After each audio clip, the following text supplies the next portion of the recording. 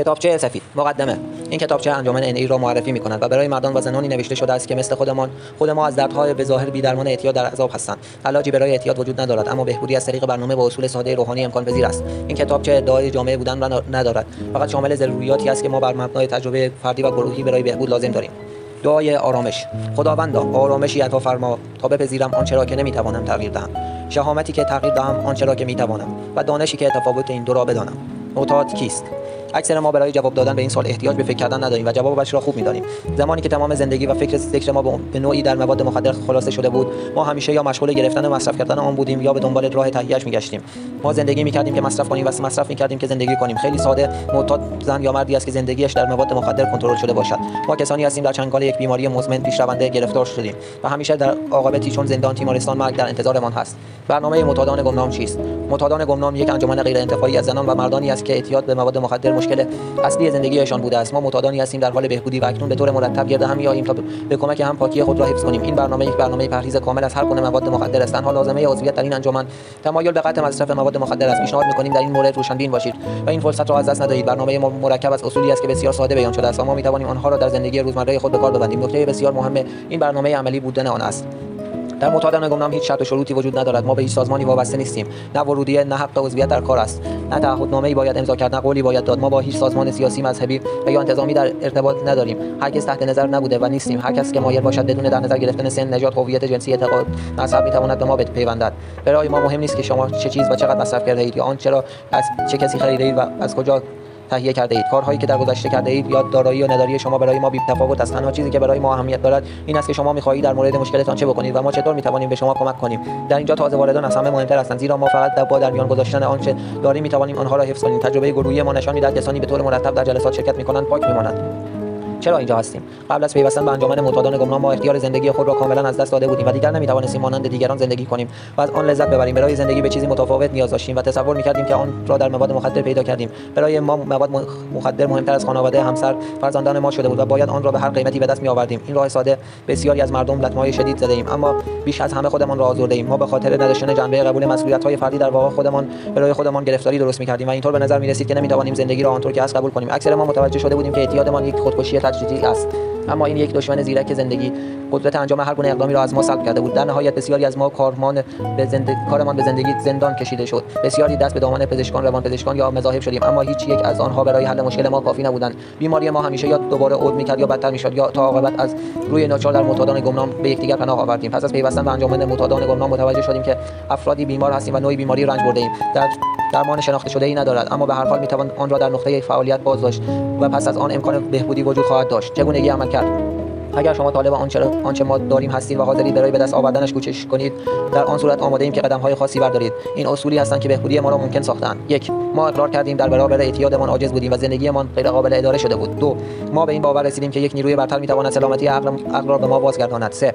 ما تصمیم گرفتیم اراده و زندگیمان را به مراقبت خداوند بدان گونه که او را درک می‌کردیم بسپاریم. 4. ما یک ترازنامه اخلاقی بی‌باکانه و جستجوگرانه از خود تهیه کردیم. 5. ما چگونگی دقیق خطاهایمان را به خداوند به خود و یک انسان دیگر اقرار کردیم. 6. ما آمادگی کامل پیدا کردیم که خداوند کلیه نقایص شخصیتی ما را برطرف کند. 7. ما با فروتنی از او خواستیم که کمبودهای اخلاقی ما را برطرف کند. 8. ما فهرستی از تمام کسانی که آنها صدمه زده بودیم تهیه کردیم و خواستار جبران خسارت از تمام آنها شدیم. 9. ما به طور مستقیم در هر جا که امکان داشت از این افراد جبران خسارت کردیم مگر در مواردی که اجرای این امر ایشان یا دیگران لطمه بزند. 10. ما به تهیه طرزنامه شخصی خود ادامه دادیم و هرگاه در اشتباه بودیم سریعا به آن اقرار کردیم.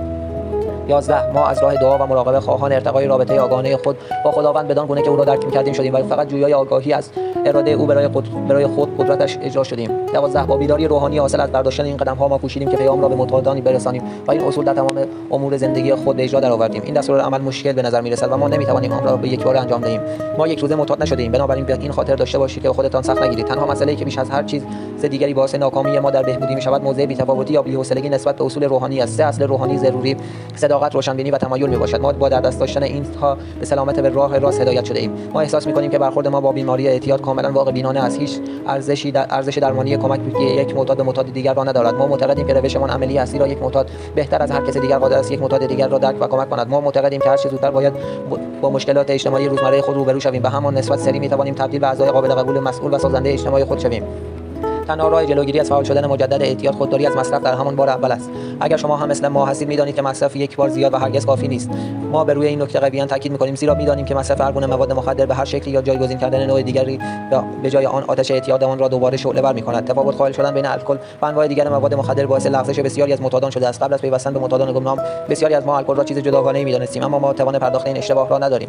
الکل یک ماده مخدر است و ما افراد مبتلا به بیماری اعتیاد باید از هر گونه ماده مخدر پرهیز کنیم تا بهبود یابیم.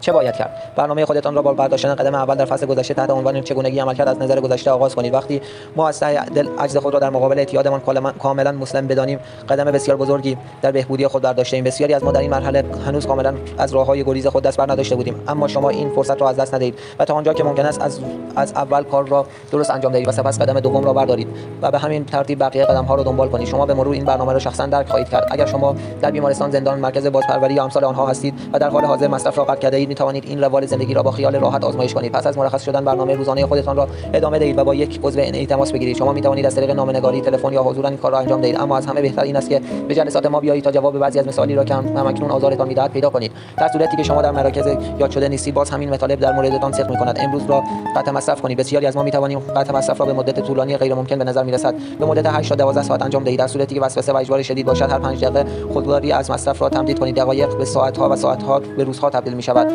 و شما به تدریج کمر عادت را می‌شکنید و قدرت آرامش فکر را پیدا می‌کنید. معجزه واقعی زمانی است که متوجه شوید نیاز به مواد مخدر به طریقی برطرف شده و شما مصرف را قطع و شروع به زندگی کرده اید. سنت‌های 12 گانه معتادان گمنام. ما آنچه را که داریم فقط با مراقبه کامل می‌توانیم حفظ کنیم و همانطور که آزادی فردی ما از قدم‌های 12 گانه سرچشمه می‌گیرد، به همان صورت آزادی گروه نیز به سنت‌های ما بستگی دارد. تا زمانی که پیوندهایی که ما را به یکدیگر متصل می‌کند از آنچه که ما را از هم جدا می‌نماید محکم‌تر باشد، همه چیز به خوبی پیش خواهد رفت. 1. منافع مشترک ما بایست در رأس قرار گیرد. بهبودی شخصی به اتحاد NA بستگی دارد. 2. در ارتباط با هدف گروه ما تنها یک مرجع نهایی وجود دارد: خداوند مهربان که به گونه‌ای که ممکن است خود را در وجدان گروه بیان کند. رهبران ما فقط خدمتگزاران مورد اعتماد ما میباشند، آنها حکومت نمی‌کنند. 3. تنها لازمه عضویت تمایل به قطع مصرف است. 4. هر گروه بایست مستقل باشد، به استثنای مواردی که بر گروه‌های دیگر و NA در کل اثر بگذارد. 5. هر گروه فقط یک هدف اصلی دارد: رساندن پیام به معتادی که هنوز در عذاب است. 6. یک گروه NA هرگز نباید هیچ مؤسسه مرتبط یا هر سازمان خارجی را تایید یا در آن سرمایه‌گذاری کند یا نام NA را به آنها عاریت دهد، مبادا که مسائل مالی، ملکی، شهرت ما را از هدف اصلی خود منحرف سازد. 7. هر گروه NA میبایستی کاملا متکی به خود باشد و کمکی از خارج دریافت نکند. 8. معتادان گمنام بایست همیشه غیر حرفه‌ای باقی بمانند، اما مراکز خدماتی ما میتوانند کارمندان خصوصی استخدام کنند. 9. NA تحت این عنوان هرگز نبایست سازماندهی شود، اما میتوانیم هیئت‌های خدماتی یا کمیته‌هایی تشکیل دهیم که مستقیما در برابر کسانی که به آنها خدمت می‌کنند مسئول باشیم.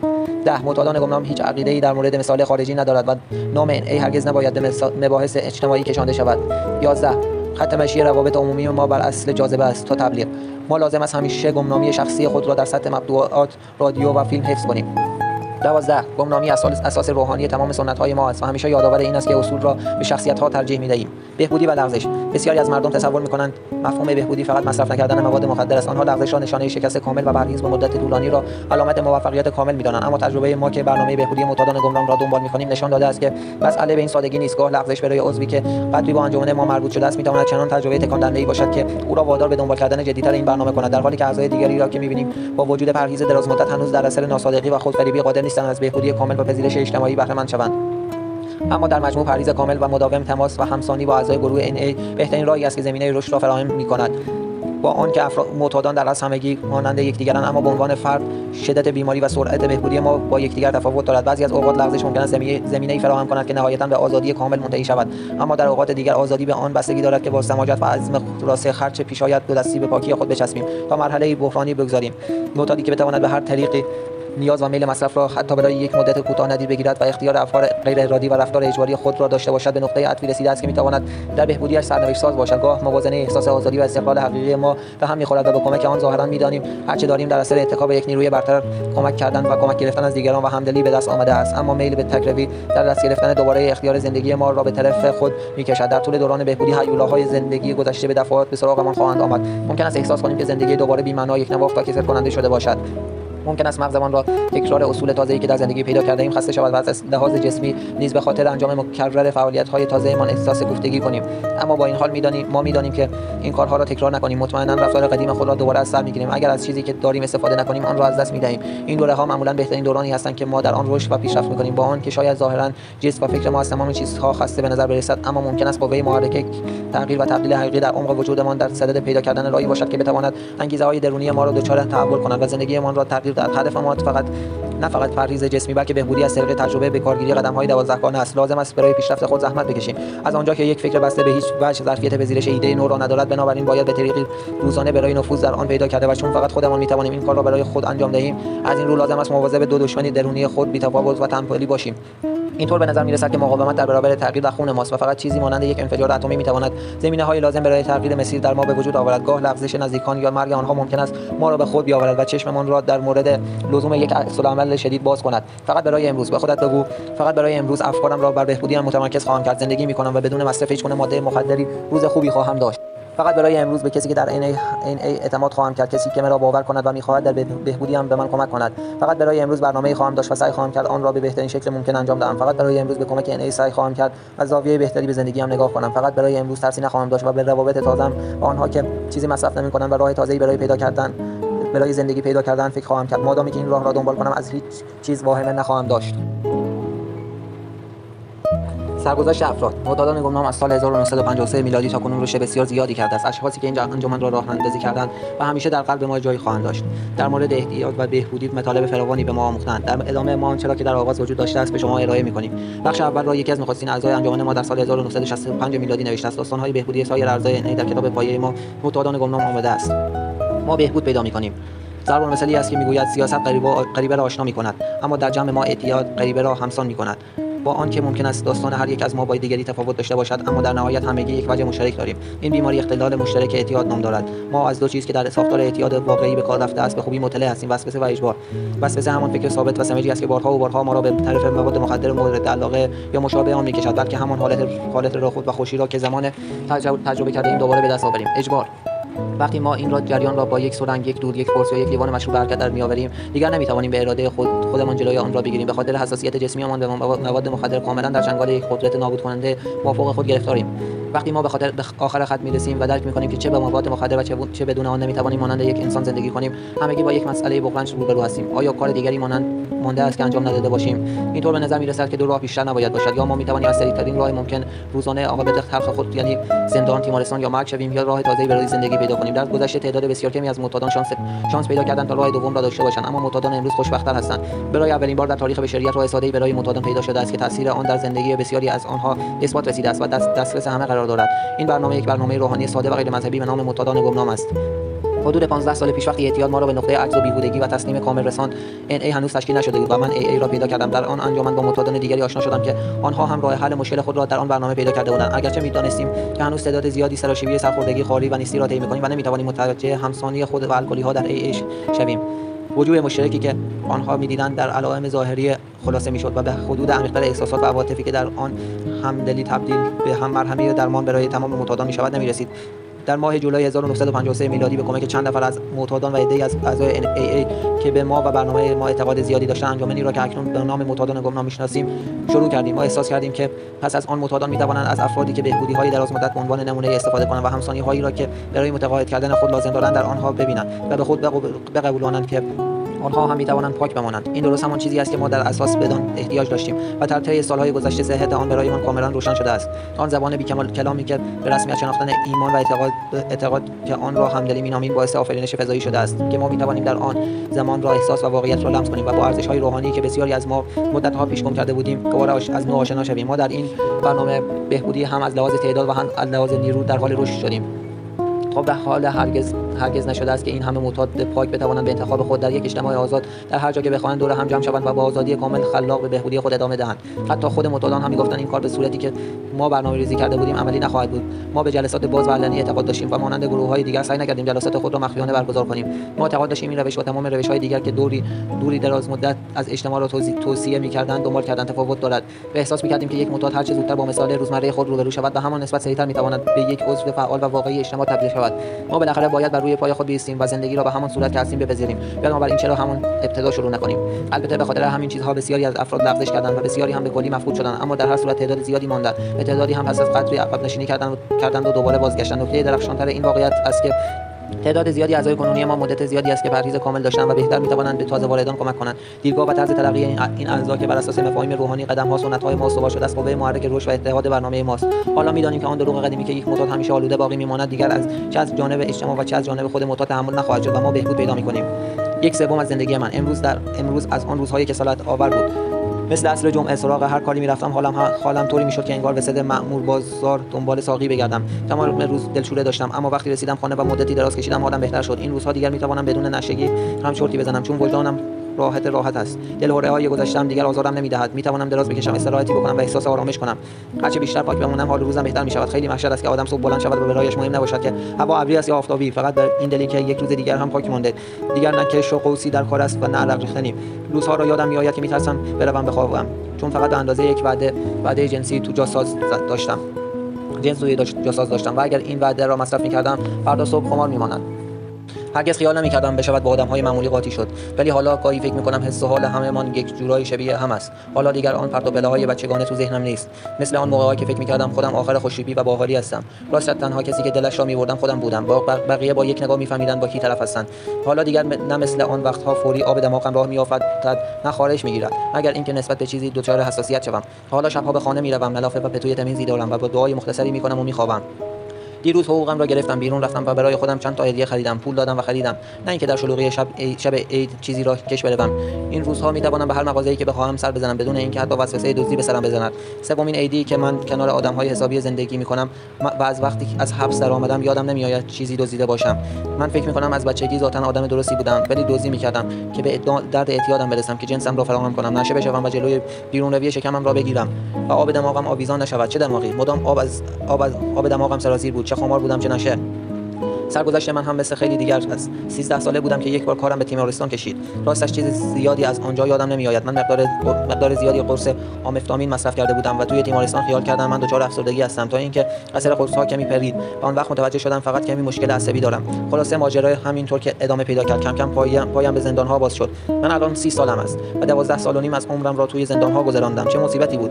هیچ دلم نمی‌خواد به آن دوران برگردم. از 3 سال پیش که از حبس بیرون آمدم نمی‌توانم بگویم دچار هوس وسوسه شدم یا هرگز پیش نیامده که دلم بخواهد مصرف کنم، چون این چیزها پیش آمد. اما حالا که این فکرها حالت‌ها گذراست، انگار ماشین شیکی رد بشود با آدم یک لحظه با خودش فکر کند من هم بدم نمی‌آمد یکی از اینها را داشته باشم و تمام متوجه شدم که هرچه می‌گذرد فاصله این دوری‌های گذرا وسوسه بیشتر می‌شود. 2 سال است که من وسوسه شدیدی برای مصرف مواد مخدر نداشتم و این کم چیزی نیست. حالا سعی می‌کنم اراده زندگی‌ام را به مراقبت خداوندی که خود درک می‌کنم بسپارم. گاهی می‌خواهم سعی کنم نقش خدا را بازی کنم و همه کارها را طوری که خودم دوست دارم پیش ببرم، ولی کار بی‌نتیجه‌ای است. هرچه بیشتر در انجمن می‌مانم و پاکی‌ام بیشتر می‌شود، زندگی‌ام بهتر می‌شود. آخرین باری که از حبس بیرون آمدم، آدم ترسویی از خود راضی نقنقویی بودم که خیال می‌کردم در خوش‌تیپی و باحالی رو دست ندارم و همان کارها و حرف‌های همیشگی را تکرار می‌کردم. حالا هر وقت که بتوانم سری به زندان‌ها، تیمارستان‌ها می‌زنم که یادم نرود از کجا آمدم. چند وقت پیش به گروه خانوادگی‌ام برگشتم و طوری که انگار دوباره به دنیا آمدم. خوبیش این است که آدم می‌داند اعضای گروهش همیشه با آغوش باز از او استقبال می‌کنند و از برگشتنش خوشحال می‌شوند. طرز رفتار من باعث دردسر خیلی از اعضای گروهمان بود. آن روزها هیچ چیز خوشایندی نبود، همه چیز به درد نخور بود به جز مواد. معلوم است که وسوسه مواد سر جایش بود، اما گذشته از آن من آمدم هر چیزی بودم که مرا از زمین بلند کند. اما امروز می‌دانم آن هر چیز کذایی که احیانا مرا از زمین بلند کند، البته به جز هواپیما، یک راست مرا به سمت بدبختی خواهد برد. از ته دل به این حرفا اعتقاد دارم. من مطمئن نیستم که دارم به بهترین شکلی که میتوانم قدم‌های 12گانه را کار میکنم یا نه، ولی این قطعی است که بر اثر به کار بستن این قدم‌ها به قدر توان خود تقریبا 3 سال است که پاک ماندم. حالا وقتی چیزی آزارم دهد میفهمم که منشأ اصلی مشکل کجاست. در خودم این روزها میبینم مدارای با مردم بیشتر شده و اصولا خیلی صبورتر شدم. برای من این تغییر بزرگی است. پیرو از اصول این برنامه و قدرت فهم خودم، یک روز پاک ماندن، مشارکت تجربیاتم با سایر معتادانی که تازه به برنامه آشنا شدند، تمام این کارها نگرش مرا نسبت به زندگی به کلی تغییر داده است. این راه خوبی برای زندگی است. دیگر تحمل حبس ندارم. من از یک بازپروری مخصوص زنان به عنوان یک مدت وارد انجمن معتادان گمنام شدم. از همان شب اول آزادی به جلسه آمدم و اینجا بود که یاد گرفتم چطور زندگی کنم که احتیاجی به مصرف هیچ گونه ماده مخدری نداشته باشم. اینجا بود که خیلی چیزها در مورد خودم یاد گرفتم، چون ما معتادها شبیه به هم هستیم.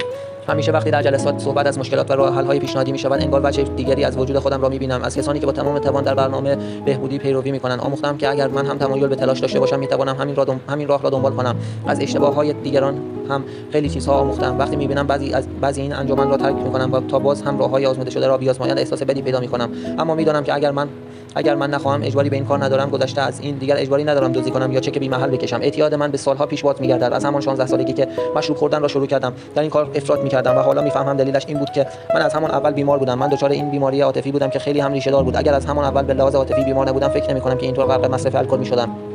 وقتی معلوم شد مصرف من بیشتر و بیشتر می‌شود، از آنجا که کارم پرستاری بود، سعی می‌کردم داروهای مخدر دیگر را امتحان کنم. مصرف این داروها بیشتر و بیشتر شد و به صورت یک مشکل وحشتناک درآمد. راهی که من در پیش گرفته بودم بیشک نوعی خودکشی بود، اما من موقعی که به خودم آمدم و متوجه شدم که معتاد شدم، که دیگر کاری از دستم ساخته نبود. نمی‌توانستم دردم چاره‌ای هم دارد یا نه. واقعاً هم در آن زمان راه چاره‌ای در کار نبود. در سان فرانسیسکو که بودم، از آنجا که همه درها را به روی خودم بسته می‌دیدم، خودکشی کردم، اما زنده ماندم. آن موقع 26 سالم بود. حالا فکر می‌کنم اگر برایم ممکن بود در همان سن و سال وارد برنامه می‌شدم، مثل خیلی های دیگر که الان عضو برنامه هستند. به هر حال این روال ادامه یافت. نه تنها احترام به خود، بلکه عشق و احترام خانواده، فرزندان، شوهرم را از دست داده بودم.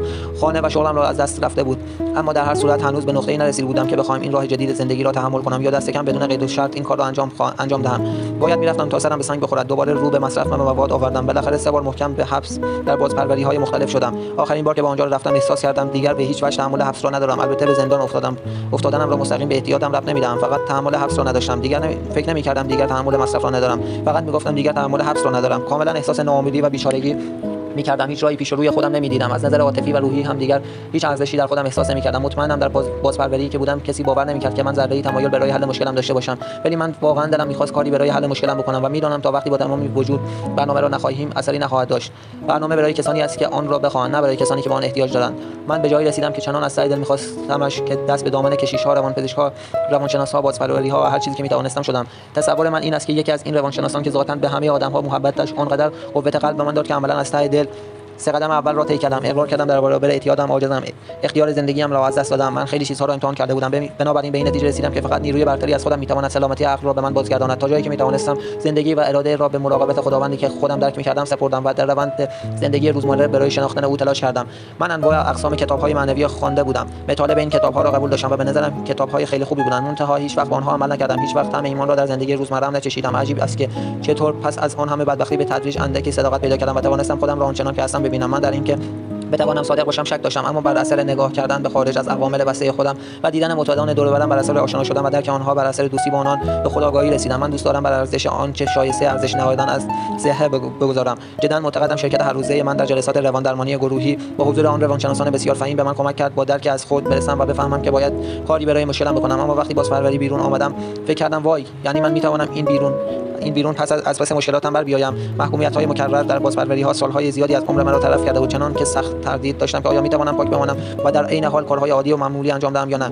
در اینکه بتوانم فقط همین روال عادی زندگی را پیش ببرم شک داشتم. خداوند اینطور صلاح دید که اسباب معیشت مرا در این 1 سال و نیم اخیر فراهم کند. من توانایی این را پیدا کردم که به طور مرتب کار کنم. اون اوایل شغل ثابتی نداشتم. با این همه دوره‌های بیکاری هیچ وقت طولی نشد. من فکر برگشتن به حرفه اصلی یعنی پرستاری را از سر بیرون کرده بودم، اما چندی قبل در این مسئله تجدید نظر کردم و در حال حاضر در روند بازگشت به این حرفه به صورت تمام وقت هستم. به برکت کمک بعضی از افراد بسیار فهیمی که در این مدت با آنها ملاقات کرده بودم، آینده در این زمینه بسیار روشن به نظر می‌رسد. در این مدت من هر روز با تمام توانم خودم را وقف کارم می‌کنم و در کارم موفق بودم. با اینکه وقتی از بازپروری مرخص شدم همه مرا غیر قابل استخدام می‌دانستند، اما این برنامه از نظر من یک برنامه روحانی است، روشی است برای حفظ اطلاع نوعی تجربه روحانی. مطمئنم که بدون این نوع کمک و خاصیت شفابخش نهفته در گفتگوی معتادان با یکدیگر، هیچ یک از این موقعیت‌ها برای من ممکن نبود. در این مدت وسوسه مصرف مواد به طور کامل از بین رفته و شک ندارم که این فقط از لطف خداست. من امروز از مشکلات روزمره‌ام فرار نمی‌کنم. من همیشه درگیر چرخه ترس، تشویق، رنجش، دلسوزی و حال خود بودم، اما عجیب است که اینها هم از بین رفته. دیگر هیچ یک از اینها حاکم بر زندگی من نیست. من هر صبح درخواست کمک می‌کنم و هر شب محبت‌هایی که نصیبم شده را برمی‌شمارم. از ته دل شکرگزاری از اینکه دیگر در چنگ امراض ناشی از مصرف مواد مخدر اسیر نیستم. به نظر من یکی از بزرگترین چالش‌هایی که به من کمک کرده این بوده که اساس این برنامه بر پرهیز کامل است. من این طرز فکر را پذیرفتم که نوع مشکل دوگانه دارم. مشکل من این است که یا آن نوع ماده مخدر نیست، مشکل من چگونگی زندگی کردن است و امروز باید به همین فکر کنم. من زمانی که به نظرم میرسید خانواده و هم دوستانم به حال خودم رهایم کرده بودند، کمک‌های زیادی از راهنمایان گرفتم. اگر دردهایی که او در برنامه‌هایش به رویم می‌گشود نبود، نمی‌دانم چه بر سرم می‌آمد. او تجربه، نیرو، امیدش را با من قسمت کرد و اینها به حال من بسیار مفید بود. من اینجا در NA خانواده دیگر، دوستان تازه و آیین زندگی جدیدی را پیدا کردم. خانواده خودم نیز مرا دوباره پذیرفتند، البته نه بر اثر تلاش مستقیم برای حل این مشکل، بلکه به واسطه کار کردن قدم‌ها. اتفاق بسیار دلپذیری برای من افتاده است. تصور نمی‌کنم هیچ چیز باعث بشود من بخوام این وحو رسم جدید زندگی را فراموش کنم. دور باطل. اسم من جین است. معتاد هستم. امیدوارم با نوشتن سرگذشتم بتوانم کمکی بکنم به معتادان مثل خودم که سعی می‌کنند با جایگزین کردن یک ماده مخدر با دیگری بر اعتیادشان غلبه کنند. این کاری بود که من سالها تکرار می‌کردم. من از 14 سالگی هر وقت دستم می‌رسید مشروب می‌خوردم، بعد حشیش را هم به مشروب اضافه کردم تا در مهمانی‌ها و جمع دوستان دوران دبیرستان اینقدر معذب نباشم و احساس سرخوشی و راحتی بکنم. در 17 سالگی مصرف هروئین را شروع کردم و چیزی نگذشت که معتاد شدم. پس از 1 سال و نیم مصرف هروئین تصمیم گرفتم خودم را به یک بازپروری معرفی کنم. درخواستم که پذیرفته شد. دچار ترس شدم. بنابراین بعد از یک ترک فیزیکی در خانه به ارتش پیوستم. خیال می‌کردم اگر در محیط زندگیم را عوض کنم می‌توانم مشکلم را حل کنم. اما حتی در ارتش هم مدام غیبت می‌کردم تا باز هم هروئین تهیه کنم. اما بعد به اروپا اعزام شدم. فکر کردم اگر مشروب بخورم شاید مشکلم حل بشود. اما باز هم چیزی جز دردسر عایدم نشد. به محض ترخیص از ارتش به وطن و همان محیط سابق برگشتم. دوباره بنا کردم به مصرف هروئین و انواع و اقسام مواد مخدر. این وضع 2 سال طول کشید. سگ زدن‌های واقعی من موقعی شروع شد که سعی کردم به زور شربت سینه و قرص‌های سایر مواد ترک کنم. آن موقع اصلا نمی‌فهمیدم دوره‌های اعتیادم از این مواد به آن مواد کی شروع و کی تمام می‌شود. 1 سال پیش از این که به NA بیایم متوجه شدم به شکل لاعلاجی به شربت سینه معتاد شدم و روزی 6 بطری 310 cc از این شربت مصرف می‌کنم. من به کمک نیاز داشتم. این بود که به سراغ پزشک رفتم. برایم یه دارویی تجویز کرد و اون پول به من زد که سر حالم آورد. چیزی نگذشت که دیدم عملاً هر روز دارم به سراغ همین آقای دکتر میروم. این وضع تقریباً 8 ماه ادامه داشت و من از بابت این اعتیاد جدید قانونی بسیار خوشحال بودم. تازه از پزشک دیگری هم کدوئین میگرفتم. بعد به تدریج دچار استرس‌های دیوانه‌واری شدم و دوباره به مشروب خوردن افتادم. 1 ماه شب و روز کارم همین بود. بالاخره کارم به تیمارستان کشید. بعد از ترخیص خیال کردم از شر مواد خلاص شدم. حالا میتوانم مثل دیگران گاهی مشروب بخورم. چیزی نگذشت که دیدم این هم از من ساخته نیست. اینجا بود که در طلب کمک به NA روی آوردم. اینجا یاد گرفتم مشکل اصلی من از موادی که مصرف کردم نیست، بلکه ناشی از شخصیت پیچیده‌ای است که بر اثر مصرف سالها مصرف حتی پیش از مصرف در من شکل گرفته است. در NA توانستم به کمک دیگران به خودم کمک کنم. این روزها می‌بینم در زمینه روبرو شدن با واقعیت در حال پیش رو هستم و روز به روز دارم رشد می‌کنم. اکنون دلبستگی‌های تازه‌ای پیدا کردم که به زندگی من معنا می‌دهد. متوجه شدم که این یکی از چیزهایی بود که من در مواد مخدر دنبالش می‌گشتم. هنوز هم گاهی روبرو شدن با بعضی چیزها برایم راحت نیست. در عوض دیگر تنها نیستم و همیشه کسی هست که مرا در دشواری‌ها و سرگردانی‌ها یاری کند. بالاخره کسانی پیدا کردم که مثل خودم هستند و حال مرا درک می‌کنند. اکنون می‌توانم دیگران را که به واقع بخواهند به دست آوردن آنچه خودم یافتم یاری کنند. از بابت این راه و رسم تازه زندگی خدایی را که خود درک می‌کنم شاکرم.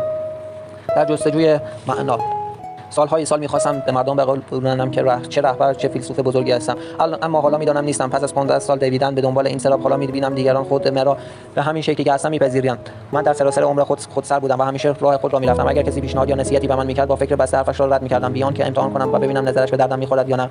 فکر و روش من هیچ وقت نتیجه‌ای جز شکست نداشت. با این همه انگار مجبور بودم به مصرف ادامه دهم یا اینکه به زندان رفتم و رفتن‌های مکررم مجابم کرد که یک جای کار غلط است.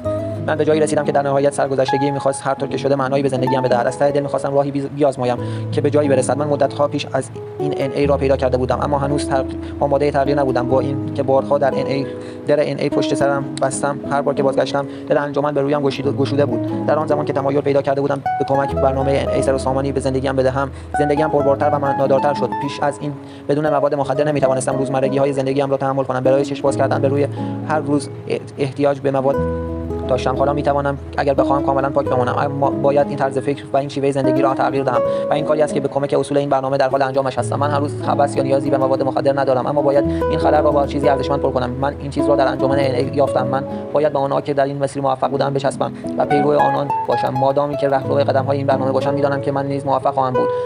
به چشم من این برنامه چندان هم آسان نیست، اما برای آدم پیچیده‌ای مثل من آنقدر ساده است که بتوانم پیروی کرد. من جوری دیگری بودم. سرگذشت من با سایر ماجراهایی که شنیده اید فرق می‌کند، چون من نه هیچ وقت دستگیر شدم نه کارم به بستری کشید. من هرچند هم به همان ناامیدی مطلق رسیدم، اما خیلی از ما تجربه کردیم. آنچه که اعتیاد مرا نشان می‌دهد نه سوابق زندان و پرونده‌های تیمارستانم، بلکه احساسات و زندگی من است. اعتیاد راه و رسم زندگی من بود. تنها راه و رسمی که سال‌های سال می‌شناختم. به گذشته‌ام فکر می‌کنم و می‌بینم در آن هیچ چیز نیست که به آن علاقه من باشم. من فرزند اطلاق هستم. از یک خانواده سنتی اصل و نسبدار هستم، مرفه. یادم نمی‌آید در چه دوره‌ای از زندگیم آویزان چیزی نبوده باشم. بچه که بودم فهمیدم می‌توانم دردهایم را با خوردن تسکین بدم. و از همین جا بود که اعتیاد من به دارو آغاز شد. جنون قرصخواری در دهه 1950 مرا هم گرفتار کرد. حتی آن موقع هم برایم سخت بود که به اندازه تجویز شده قرص مصرف کنم. خیال می‌کردم اگر به جای یکی دو تا بخورم فایدهش دو برابر می‌شود. یادم می‌آید قرص‌هایی را که برای مادرم تجویز شده بود می‌دزدیدم و انبار می‌کردم. بعد با زحمت جلوی خودم را می‌گرفتم تا نوبت بعدی پر کردن انبار قرصم شود. همش را مصرف نکنم. سراسر دوران نوجوانی من به همین شکل مصرف شد. دوران دبیرستان من مصادف بود با اوج جنون قرصخواری من برای تهیه مواد از داروخانه به خیابان روی آوردم که امری گریزناپذیر بود. تقریبا 10 سال بود که هر روز قرص مصرف می‌کردم و این جور داروها عملاً دیگر جوابم را نمی‌داد. آن احساس حقارت و بی دست و پایی خاص دوران نوجوانی مرا به سطوح آورده بود. تنها چیزی هم که به فکرم می‌رسید این بود که اگر چیزی مصرف کنم بهتر می‌شوم، یا احساس بهتری خواهم داشت، یا بهتر رفتار می‌کنم. زندگی خیابانی من در جستجوی مواد حکایت تازه‌ای نیست. هر چیزی که دم دستم می‌رسید مصرف می‌کردم. برایم فرقی نمی‌کرد چی مصرف کنم، کافی بود نشیام کند. ظاهراً آن روزها مواد مخدر جواب من بود. من فدایی و مرید مواد بودم، هراسان و تنها. گاهی احساس قدرت می‌کردم و گاهی دعا می‌کردم آنقدر منگ بشم که به آرامش برسم، که مجبور نباشم به هیچ چیز فکر کنم. یادم می‌آید احساس می‌کردم با همه آدم‌ها فرق دارم و یک انسان واقعی نیستم. نمی‌توانستم این احساس را تحمل کنم. در نتیجه سعی می‌کردم در حالتی که برایم طبیعی بود بمانم. تنشگی. فکر می‌کنم در سال 1966 بود که روی به هروئین آوردم. از آن به بعد مثل خیلی از ما دیگر هیچ ماده‌ای جز هروئین جوابم را نمی‌داد. اولش تفننی و گهگاهی مصرف می‌کردم و بعد آخر هفته، اما یک سال نکشید که معتاد شدم و 2 سال بعدش از دانشگاه بیرونم انداختند و من رفتم همکار صاحب جنسم شدم. هم مصرف می‌کردم و هم جنس می‌فروختم و 1.5 سال به همین روال گذشت تا از درماندگی و خسته و درمانده شدم. آن وقت چشم باز کردم دیدم اعتیاد دمار از روزگارم درآورده و تمام قابلیت‌های انسانی‌ام را از من گرفته. در آخرین سال مصرفم به جستجوی کمک برآمدم. هیچ چیز اثر نداشت، هیچ چیز فایده نکرد. بالاخره این گیرودار نمی‌دانم چطور تلفن یکی از اعضای NA به دستم افتاد. به رقم و میل در کمال ناامیدی تلفن زدم که شاید بشود گفت مهمترین تماس تلفنی عمرم بود. کسی نیامد مرا نجات بدهد یا اینکه فوراً شفا پیدا کنم. مردی که به او تلفن زدم فقط گفت اگر مشکل مواد مخدر دارم ممکن است جلسات انجمن به دردت بخورد. نشانی یکی از انجمن‌های آن شب را به من داد. مکان جلسه دورتر از آن بود که بتوانم تا آنجا رانندگی کنم. بگذاریم از اینکه من در حال ترک فیزیکی و خمار بودم. بعد از آن مرد نشانه جلسه ای را داد که 1-2 روز دیگر برگزار می شود و به خانه‌ام نزدیکتر بود. وعده دادم که می‌روم و سری به جلسه می‌زنم. آن شب رسید و من از حول دستگیر شدم و ترس بر خود با عملی‌هایی که لابد قرار بود در آن جلسه ببینم داشتم می‌مردم. من خودم را مثل معتادهایی که وصفشان را توی کتاب‌ها یا روزنامه‌هایی می‌خواندم نمی‌دانستم. به رغم تمام این ترس‌ها در جلسه شرکت کردم. کت و شلوار و ژلیقه تمام رسمی پوشیده بودم با کراوات مشکی. بعد از 2 سال و نیم مصرف بی‌وقفه 48 ساعت بود که مصرف نکرده بودم. نمی‌خواستم توی جلسه کسی بفهمد که چه جور آدمی هستم، چه کاره‌ام، اما فکر نمی‌کنم توانسته باشم کسی را گول بزنم. سر و پای وجودم داشت داد میزد که به کمک احتیاج دارم و همه این را میفهمیدند. چیزی از آن جلسه یادم نمیماند، اما به این هر حال آنچه را شنیدم مرا به جلسات جذب کرد. یادم میآید اولین احساسی که در مورد پیوستن به برنامه داشتم ترس آزرده‌ای بود.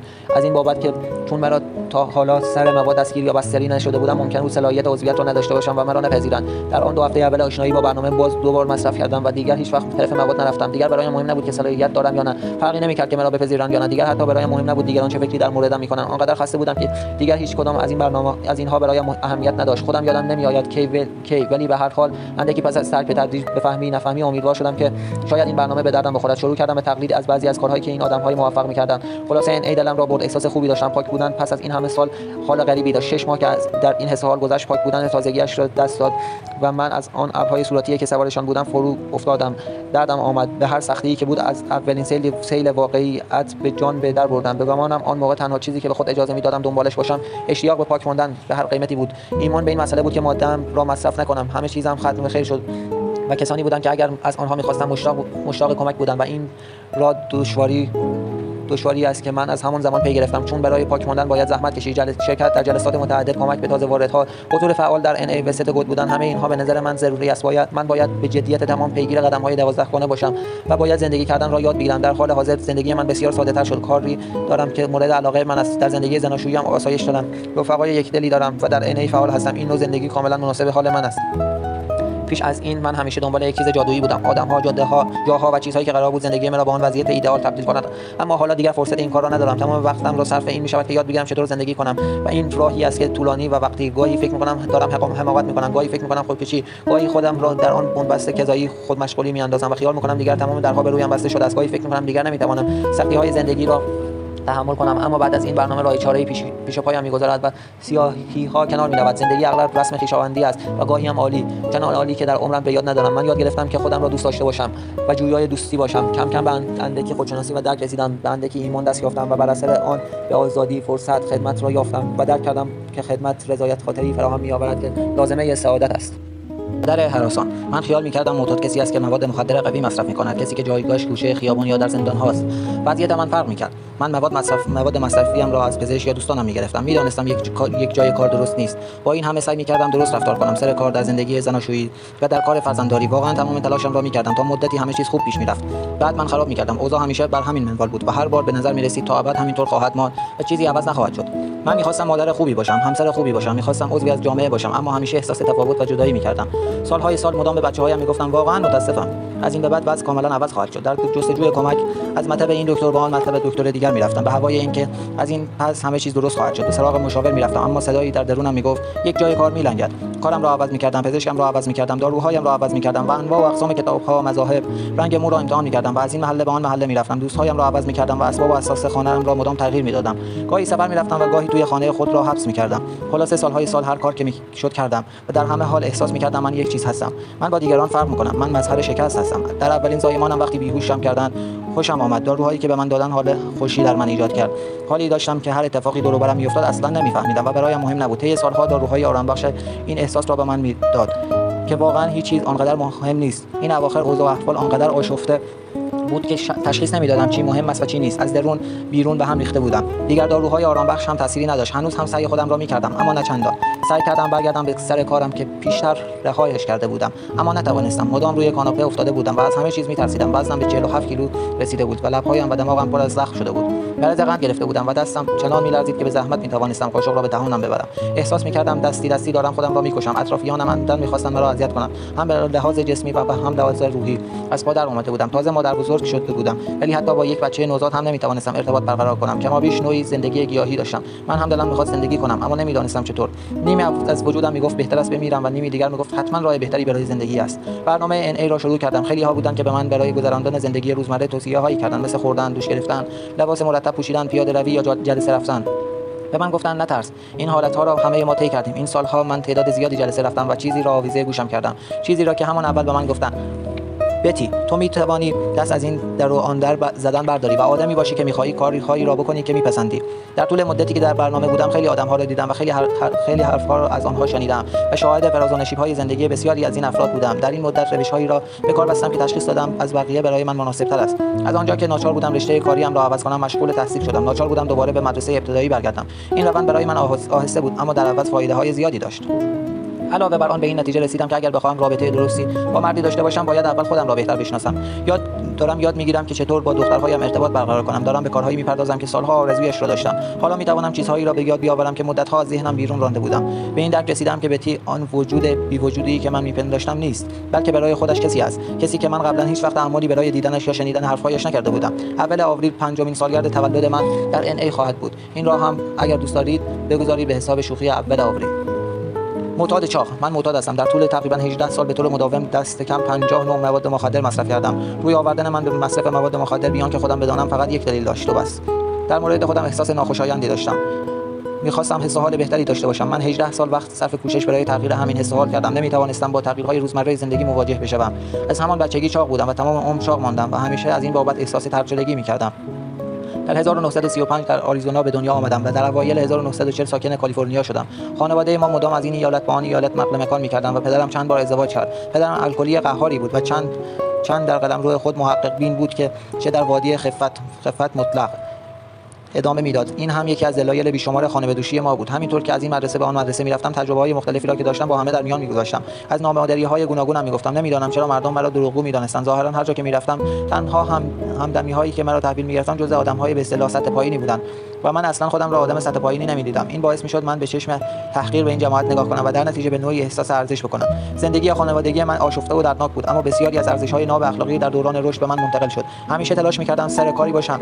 در واقع اغلب ترتیبی می‌دادم که خودم در بعضی حرفه‌ها صاحب کار باشم. حتی توانستم بر اثر عضویت در اتحادیه‌های صنفی نوعی موقعیت اجتماعی به دست آورم. قد من 166 سانت و وزنم حدود 130 کیلو بود. بی اختیار پرخوری می‌کردم. شاید بتوانم بر احساسات و عواطفم چیره شوم. و حال بهتری داشته باشم. واقعیتش این است که من در اصل به همین دلیل به مصرف مواد مخدر قوی روی آوردم. آنقدر با درماندگی می‌خواستم وزن کم کنم که به تدریج راغب شدم که هروئین مصرف کنم. خیال می‌کردم زرنگ‌تر از این هستم که اسیر هروئین بشوم و می‌توانم مصرف کنم، اشتهایم کم بشود و حالم بهتر بشود و بعد هم با زرنگی این بازی را ببرم. دور مملکت را افتادم و دست آخر کارم به بازپروری‌ها و زندان‌ها کشیده شد و این آغاز پایان بود. من نه تنها همچنان همان پرخور وسواسی چاق مانده بودم، بلکه به مواد مخدری که مصرف می‌کردم معتاد شده بودم. در همان دوران که در حقارت و ناامیدی مطلق دست و پا می‌زدم، کسی در مورد انجمن معتادان گمنام با من صحبت کرد. من که دیگر هیچ پناهی نداشتم، در اوج بدبختی و بیچارگی پا به این انجمن گذاشتم. به لحاظ اخلاقی کاملا و مطلقاً دچار انحطاط شده بودم. با ارزش‌های معنوی به کلی بیگانه بودم. هیچ چیز از زندگی نمی‌دانستم. نهایتاً زندگی در نظرم جز زجر و مدام هیچ چیز دیگری نبود. تنها کاری که بلد بودم این بود که خودم را با چیزی، غذا یا مواد پر کنم یا از سکس برای بهتر شدن حالم سوء استفاده کنم. هرچند که دیگر سکس هم فایده‌ای به حالم نداشت. دیگر هیچ چیزی راضیم نمی‌کرد. به این برنامه که رو آوردم چیزی را یافتم که پیش از این هرگز تجربه نکرده بودم. پذیرش به قید شرط من. با همین ظاهر و باطن از من دعوت شد که باز هم به انجمنی بیایم که در آن ورودیه یا حق عضویتی از من نمی‌خواهند، چون آنها را آنچه را که باید بپردازم با زندگی‌ام پرداختم و گفتند اگر همچنان به حضور در انجمن ادامه دهم به آزادی کامل و زندگی تازه‌ای دست خواهم یافت. حالا که سالها از آن زمان می‌گذرد می‌بینم که از اعتیاد و پرخوری بی اختیار رهایی یافتم و در جامعه شأن و منزلتی دارم. خانه و خانواده خوبی دارم. صاحب یک شغل مدیریتی هستم و از همه مهمتر رابطه‌ای خاص با خدای خود دارم که هرچه به دست آوردم ناشی از همان است. حالا می‌توانم طعم حال خوب، طعم خوشی و طعم سعادت را بچشم و احساس آرامش کنم، حتی وقتی که اوضاع و احوال چنان که باید به مراد دل من نیست. جای هیچ شکی نیست که من زندگیم را مدیون انجمن معتادان گمنام و خدا هستم. در پایان امیدوارم شما هم که احیانا مثل آن روزهای من در عذاب هستید، در آینده نزدیک اصول معتادان گمنام را به کار ببندید و از این عذاب رهایی یابید و زندگی هدفمند و پربرکتی را در پیش